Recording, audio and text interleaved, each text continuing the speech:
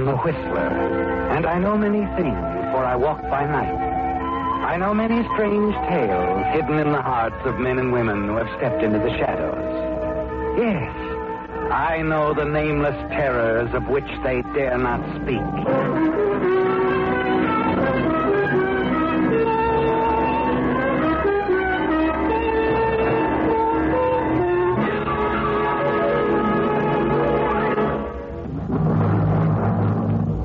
And now, Spell in Green.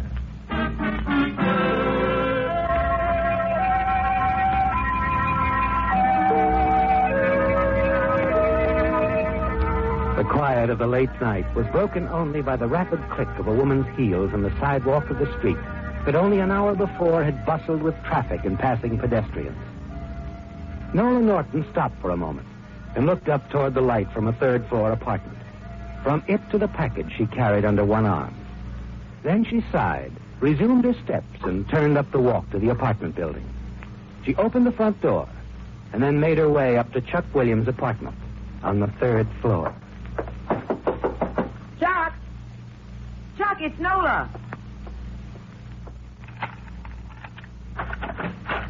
Hi, Nola. Come in. Is your coffee ready? No, my coffee is never ready.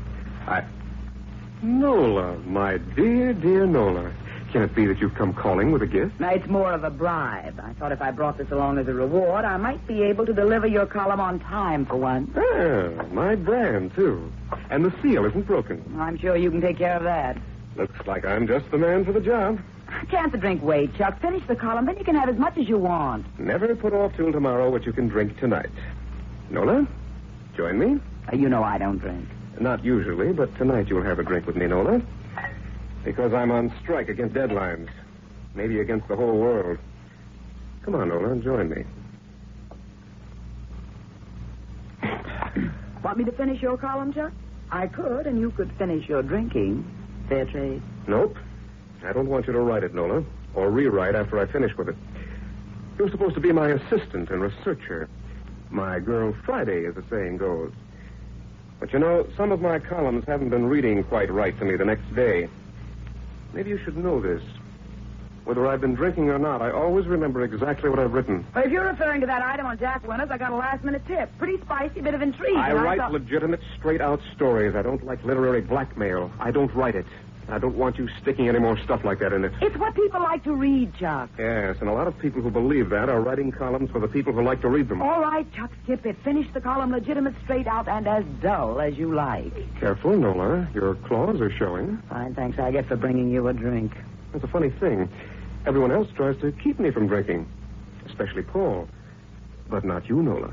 You bring me liquor, and ask only my thanks for it. In return for your having your daily column ready so I can get it in before the deadline, finish it up, will you, Chuck? Not yet, Nola. I feel like talking. Maybe I'm all written out. Maybe the words will only come vocally now. They're beginning to jam in my typewriter. Did you and Paul finish your play? Paul says we did. I still say it's got no third act. But he's so sure it's ready to go, he's leaving in a couple of days to take it to New York. Paul's leaving so soon? Yeah. You sort of light up for him, don't you, Nola? Don't be silly, Chuck. The only time I ever think I see a woman behind that concrete facade you've built around yourself. I don't like that, Chuck. You know something, Nola? I don't like you. I don't like you at all. My heart bleeds. I got you all figured, baby. It took me a while, but I finally caught on. Well, what are you doing, Chuck? You'll hear. Hello, Chronicle? Get me editorial. Editorial? Give me Mac on the copy desk. He's not there? Okay, try Egon Drake and rewrite. Drake? Chuck Williams. I'm firing Nola Norton effective this minute. What? Make a note of it, will you? Why? For my own protection, of course. I'll explain to Mac in the morning. What on earth? Like I said, I got you all figured, and I don't like you. You must have had a few before I got here. Not one. Come here, Nola. Come out on the balcony with me. I want to show you something. Chuck, you're not making any sense. I never made such good sense. Look at it, Nola. The whole beautiful city stretched out before you. Take it. It's just lying there waiting for your greedy little hands. Take it, Nola. All of it. But leave Paul alone. And leave me and my little column alone, too. Okay, Chuck. I'll take it. And Paul, if I want him. And your column, too, Chuck. Nola, be careful. Look out. Nola!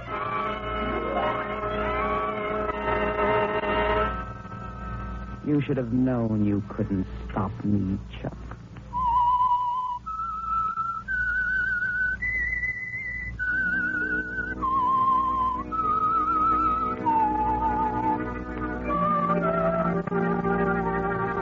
Well, Nola, it all seems a long time ago, doesn't it? Chuck Williams' tragic fall from the balcony of his apartment was judged accidental by the authorities. And in the months that follow, you try to forget that haunting moment when you pushed him to his death. The panic that accompanied your escape out the back entrance to the building. And the frozen fear that engulfed you when you reached your own apartment. To find that you'd lost one of your emerald earrings. But that's all behind you now, Nola. You're sure you must have lost the earring in your hurried flight to your apartment. Because it was never mentioned in the investigation following Chuck's death. And that was 6 months ago. Since then, you've had another one made to match. And you wear them almost daily as you sit behind Chuck's old desk at the newspaper office, writing Chuck's old column. But it's your column now, isn't it, Nola? Whoever you are, go away. I'm busy. If I'm bothering you, I'm delighted. Well, Paul Wallace. Oh, you can't be here. You're in New York. That's the advantage of having a split personality. Anyway, I got back from New York about a week ago. A week? And you're just now looking me up? I must be pretty far down on your list. Well, depends on where you start reading, Nola. Besides, I've been busy. Planning a party. Want you to come. I'd love to. How long do you intend to go on without kissing me? This is Chuck's old office. It reminds me too much of him. Oh. Well, I have an apartment. I'm at the Midway Castle. So you finally have your castle, huh? Well, always knew you'd get it, one way or another. Castles get lonely sometimes, Paul. Well, I'd like to rescue the lonely princess. How about Wednesday? That's when I'm giving the party. Well, that's also 3 days away. The best I can do, Nola. All right. Wednesday, then. But why a party? Why not just the two of us? We're celebrating the flop of our play. Oh, darling, how novel to celebrate a flop. But isn't it rather ghoulish, considering... Considering the co-author is no longer here? No. No, that's exactly what Chuck would have wanted. He always claimed we never get out of Boston without a good third act. Is that why I didn't go over? Who knows? Chuck was the brains behind it. The play took a dive, and I'm broke. So we'll celebrate. Who's coming? Lots of people. A select group, of course. Janet Kinder? Sure, Janet. Who was a better right than the leading lady to toast the flop of a play? Oh, indeed. But we'll need you at our little soiree, Nola. I'm flattered, Pet. Really flattered, but the notice is rather short. I'm booked up for weeks. Riding high, huh? With a pencil for a broomstick. If that's the kind of dialogue you and Chuck had in your play, no wonder it died. Still the same sweet Nola. Twice the readers Chuck had. So I've heard. But be careful. Don't let the column jinx you. Now, what's that supposed to mean? Nothing much, I guess. Only it's too bad we can't get a spirit flash from Chuck. Maybe the column is bad luck. Chuck was his own bad luck. Or maybe he just tangled with the wrong kind of luck. I don't worry about luck, Paul. No? I see you still wear your emerald earrings. You always called them lucky. I wear them because I like them. I always will. And you'll wear them Wednesday when I come to your castle and sweep you off to my party. Perhaps you didn't hear me, Paul. I told you I was busy, booked for weeks. See you Wednesday, Nola. About 8. Who do you think you are? You can't drop in here after being away so long and tell me when you'll see me. Wednesday, Nola, dear. I will go to your stupid party. All right, Paul. I've waited 6 months. I can wait till Wednesday.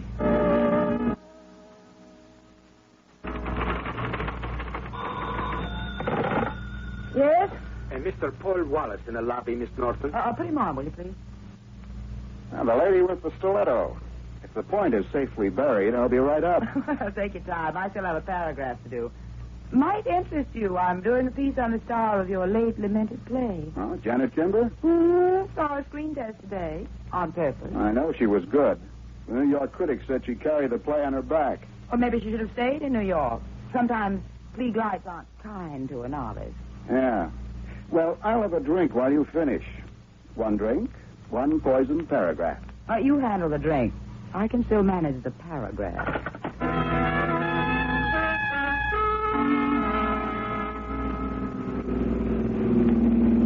How'd you like my castle, Paul? I have to admit, you've done well, Nola. It's all part of the plan, darling. Oh, plans don't always work out, you know. Chuck and I had plans for a Broadway hit. Chuck was just unlucky. Paul, well, this is where Chuck used to live. I know. Well, didn't I tell you? I've lived here ever since I got back from New York. Well, no. No, you didn't. Is this where the party is? Well, yeah. Does it make any difference, Nola? Well, no. No, of course not, Paul. Why should it? But it does make a difference, doesn't it, Nola? Just the sight of the drab gray building chills you with fear. The same gripping fear that sent you running from it 6 months ago.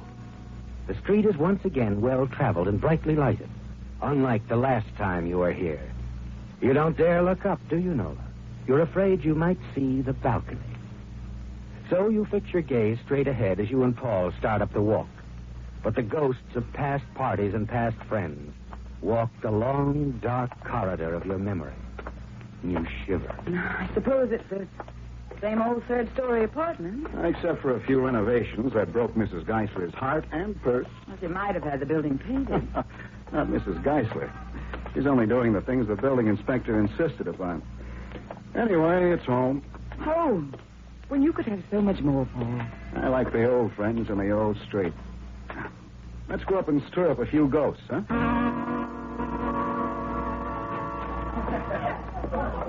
Well, whoever you are, welcome. I'm fixing... Egan Drake, how could you get away from the rewrite desk? Oh, I can always find a way to take in a party by Paul. I'll get us a drink, Nola. It's good to see you again, Nola. Your success has made you exclusive, No, just busy. but not as busy as I thought you'd be. I lost the bet. Nobody thought you'd come tonight. Why? I can't wait to see the old gang. The gang or Paul? I figured in 6 months you'd forget him, too. It just explains how little I know women. It also explains why you're still in rewrite. Eh, Nola? At least no one will ever want my job. What's that supposed to mean? Oh, don't be so edgy, my sweet. In my usual muddled way, I was just trying to rewrite the past. Just between the two of us, Nola, do you really think Chuck's death was an accident? Of course I do. Why? Well, I've been thinking there was Chuck's play. True, it flopped, but who knew that 6 months ago? It could have been a success. You forget half the play was always Paul. I'm remembering that. But according to Paul, it all belongs to Paul now. I think People like you should never think it could be dangerous. And it could be you'd do anything for Paul. I remember how you handled the police 6 months ago when they questioned you. You keep your nose in rewrite, Drake. That's where it belongs. I'm going to see what Paul's doing. You start toward the balcony. It draws you like a magnet, doesn't it, Nola? Then you suddenly stop and turn into the bedroom. Despite its fascination, you're not going out on that balcony again, are you? Alone in the bedroom, you realize you must be especially clever tonight. You glance in the mirror as you leave the bedroom and smile as the light catches the brilliance of your lucky emerald earring. Oh, there you are, Nola. Oh, yes, Paul. Oh, I want you to meet Janet Kimber. Janet, this is Nola Norton. The two women in my dissolute life. And I'll leave you two alone so you can compare notes on me. Well, I'm thrilled to meet you, Miss Norton. Paul's told me so much about you. Well, I'm surprised he had time to remember me when he's producing a play. Incidentally, the critics were very kind to you. And now you're launched in a brand new career. Well, just barely launched, I'd say. Oh, on the contrary, I feel you're destined for smooth sailing. Well, perhaps that depends a little on you, Miss Norton. Oh, then Paul told you I'm doing tomorrow's column about you. Yes, he did. Or perhaps you'd like a peephole preview. There's no point in prolonging the suspense, is there, Miss Kimber? Oh, well, I would like to know, of course. Well, let's let everyone in on it. Everybody! Miss Kimber is dying to know what I'm saying about her in tomorrow's column. I think I can remember it word for word. Here it is, verbatim. Janet Kimber, Broadway's latest export to Hollywood, shows up charmingly naive, refreshingly beautiful, and a great prospect for future ingenue roles. Watch this newcomer climb the stairway to success. Oh, the viper has lost its sting. I can't believe it. Where is the old Nola we all love and hate? Well, I'm speechless, I guess. I don't know how to thank you, Miss Norton. Well, if anything I've said pushes you up that ladder, I'm well, thanks. Oh, what's the matter, Paul? Aren't you pleased? As a fairy godmother, you're a little out of character, aren't you? When Janet Kimber climbs that stairway, she won't be bothered carrying you on her back. Oh? Is that part of your plan? Yes, Paul. I meant to tell you later. I fixed it at the office so you can have my old job. Your old job? Why not? You're going to lose Janet, you know. Nobody realizes what failure can be until they meet success head on. All right. You win. I'll take that job, Miss Norton. I'll be the best leg man you ever had. I knew you would, Paul. There's so much we can accomplish together. Sure. Let's drink to the new job. And us. Have a sip of the brew that brought poor Chuck down off his balcony. His brand of scotch. You know I don't drink, Paul. Have you forgotten that in 6 months, too? Oh, you don't drink. So you couldn't possibly be the woman who was with Chuck the night he died. Was there a woman with him? They found lipstick on a glass. And they found a bottle, although I'd taken all his money. Chuck might have had a bottle hidden in the apartment. No, not after the shakedown I'd given the place. No, someone had been supplying him with liquor. Why? When I find that out, I'll know how to write the third act of this little drama. Oh, Mrs. Geisler, come right in. I guess everybody knows Mrs. Geisler, don't they? The owner of the building? Of course. She knows everyone here, I'm sure. She always drops in when she hears a party going on, don't you, Mrs. Geisler? What do you have, Mrs. Geisler? Well, a drop of sherry, Paul. When a body reaches my age, every drink calls for 2 tablespoons of soda. Well, the old gang is now assembled. Yes, indeed. And Nola, it seems only yesterday you used to come here for Chuck's coffee. Yeah, it's hard to believe, isn't it? The fabulous Nola Norton was Chuck's girl Friday only 6 months ago. Oh, you know, he used to lock himself in so she couldn't get his coffee. I finally had to give her a key. You had a key, Nola? That's right. You know how troublesome Chuck could be? You know something, Penwoman? Chuck called up the night he died and said he was firing you. How interesting. He said he was firing you for his own protection. Now, why any man would want protection from a dish like you? You know, the police asked me exactly the same question. Yes, and what did you tell them? That Chuck never missed firing me every time he had a hangover. Now, if there are any other questions the police missed, this is a good time to ask them. It will be a long time before I go slumming again. Oh, now, Nola. Drake didn't mean anything. He's always had the idea he should have been a detective. Drake hasn't had an idea in 20 years. The wine is running out, Paul, and so am I. Last week I let a misspelled comma slip through, and Mac is on my neck. Thanks for the party. Let's not do it again. Well, I'll trundle along, too, Paul. The building inspectors were by again today and got me all upset. Nothing ever suits them. Why not try a coat of paint? Might be worth the cost. Oh, stop it, Nola. You don't have to go. Well, it's all right, Paul. Is everybody walking out on me? Janet? I'm sorry, Paul. I have an early studio call. I'll call you tomorrow, darling. I'm tempted to say alone at last, Paul, dear, but it seems to have a hollow sound, doesn't it? Does it? The party was all staged. Good try, Paul, but it didn't work. You killed Chuck, didn't you, Nola? Pushed him off the balcony so his column would be all yours. Egan Drake thinks you did it, so Chuck's play would be all yours. Mrs. Geisler knows you had a key to the apartment. I wish you know you did, too, Doc. But the man in the liquor store knows who the lady is that bought Chuck's brand of scotch that night. I imagine a lot of people bought Chuck's brand of scotch that night. But you did kill Chuck, didn't you, Nola? You think I'd admit it if I had? Why don't you quit playing detective? Stop trying to convince yourself I killed Chuck. All you have is a couple of coincidences. Circumstantial evidence at best. It isn't all circumstantial, Nola. Recognize this? What? I found Chuck. Remember, Nola? And I found this caught in that gray sweater he was wearing when he was killed. But you... Did you have 3 emerald earrings, Nola? That isn't mine. I have my earrings. I'm wearing them. It may take time to find a jeweler who made you an exact duplicate of the one you lost. But I have time. And the police have time. Oh, I'm not afraid of the police, Paul. You should be, though. You've withheld evidence. That earring. And more than that, if you really want to play that way, I'll say that you stole one of my earrings shortly before Chuck was killed, and that's why I had a duplicate made. It'll never work, Nola. Oh, it's a standoff. We both had a motive for killing Chuck. You forget it, Paul, dear. I'm going now. I'll see you at the office. You know I'm not going to work for you. You better. Janet Kimber's going to bypass you, dear. You need something to fill your time. I'd be glad to do that. There's so much you don't know, Nola. Janet and I have been married for 3 months. I couldn't believe it. You couldn't have married her. Oh, but I did. The only reason I'm living alone here is because we decided to keep it a secret for a while, to help Janet's career. Oh, how the two of you must have laughed at me. Well, I'm laughing now, Paul, and I'll keep laughing all the time you're in prison. I'll take that earring, Paul, and no one will find it this time. No, give me that earring. Wait, what are you doing? I'm telling the world you tried to kill me like you killed Chuck. I'll scream it from the balcony. I'll scream that you're trying to do it right now. No, wait. You can't. Can't I through these flimsy doors? I'll show you.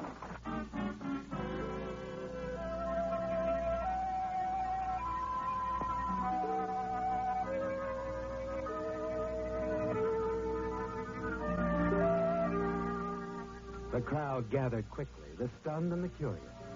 Someone hurriedly turned on the garage floodlight, and the area suddenly became bright and unreal as a man removed a small, brilliant object from the dead person's hand. Single emerald earring. Oh, my. Oh, my. I came as soon as I could. What's happened? It was Nola, Mrs. Geisler. I tried to warn her, but she was determined to go out on the balcony. Oh, Paul. But the French doors. Surely you kept They were locked. Nola pushed them open, and before I could stop her, she fell right through the scaffolding where the old balcony used to be. Oh, Paul, Paul. Why, I thought everyone knew that the building inspector condemned the old balcony, insisted we start building this new one. I guess Nola was the only one of my guests who didn't know Mrs. Geisler. Oh, what are we going to do? Well, there's nothing we can do now, Mrs. Geisler, except call the police and report another accident.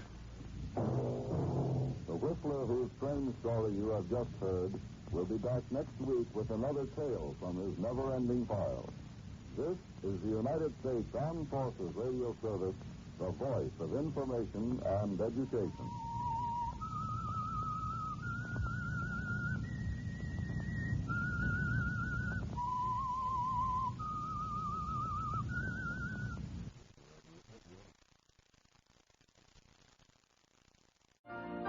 You've been listening to the OTR Gold Network.